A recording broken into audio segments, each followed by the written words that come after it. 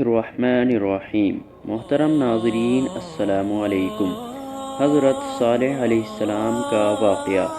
دن گزرتے گئے اور لوگ ایک بار پھر ابلیس کے وسوسے میں آ کر کفر کی طرف پلٹ آئے، کیونکہ ابلیس کسی بھی شخص کو وسوسے میں ڈالے بغیر نہیں چھوڑتا۔ اس طرح ایک بار پھر کفر پھیل گیا، چنانچہ اللہ تعالیٰ نے ان کی ہدایت کے لیے صالح علیہ السلام کو مبعوث فرمایا۔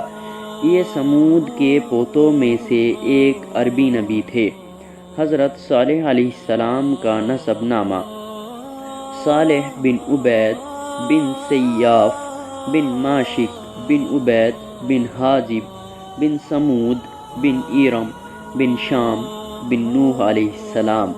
نوح علیہ السلام کا تعلق قوم سمود سے تھا اور یہ قوم عاد کی نسل سے تھی۔ سمود کی قوم نے یمن کو خیر آباد کہا اور جزیرے سے شمال کی طرف منتقل ہو گئی، پھر وہاں ہجر نامی بستی میں جا ٹھہرے۔ قرآن کریم کی سورۃ الحجر اسی بستی کے نام سے موسوم ہے۔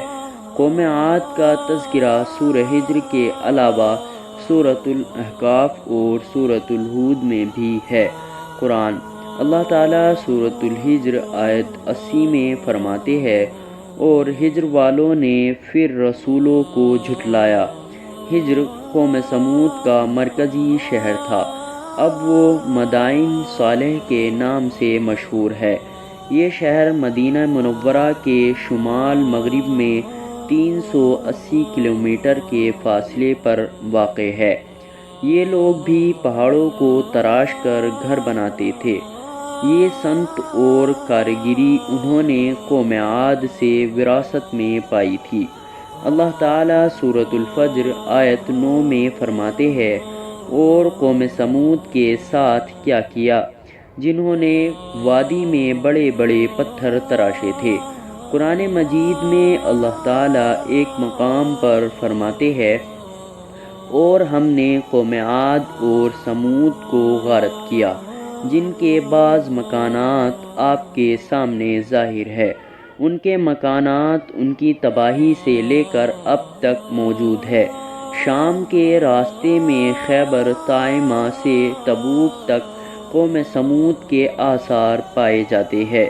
یہ لوگ کس طرح پتھر تراش کر گھر بناتے تھے، اللہ تعالیٰ نے سورۃ الاعراف آیت 74 میں اس کا ذکر کیا ہے۔ اس وقت کو یاد کرو جب اللہ تعالیٰ نے تمہیں قوم عاد کے بعد جانشین بنایا اور تمہیں زمین پر رہنے کا ٹھکانہ دیا کہ نرم زمین پر محل بناتے ہو اور پہاڑوں کو تراش کر ان میں گھر بناتے ہو۔ سو اللہ کی نعمتوں کو یاد کرو اور زمین میں فساد مت پھیلاؤ۔ یہ آیت ان کی طاقت، جسم کی صلاحیت اور ماہر فن ہونے پر دلیل ہے۔ پہاڑوں کو تراشنا دراصل قوم عاد کی عادت تھی۔ یہ بھی چونکہ انہی سے تھے، اس لیے وراثت میں یہ کام انہیں بھی آ گیا تھا۔ جس طرح اللہ تعالیٰ نے قوم عاد کو اپنی نعمتوں سے نوازا تھا، اسی طرح قوم سمود کو ان سے بڑھ کر نعمتیں دی تھی۔ قرآن اللہ تعالیٰ صالح علیہ السلام کی زبانی ان سے فرماتے ہیں، اے قوم سمود، کیا تمہیں ان چیزوں میں بے فکری سے رہنے دیا جائے گا، یعنی باغات، چشموں، کھیتوں اور کھجوروں میں جن کا خوشہ ملائم ہے، اور تم پہاڑوں کو تراش کر پرتکلف گھر بناتے ہو، پس اللہ سے ڈرو اور میرا کہنا مانو۔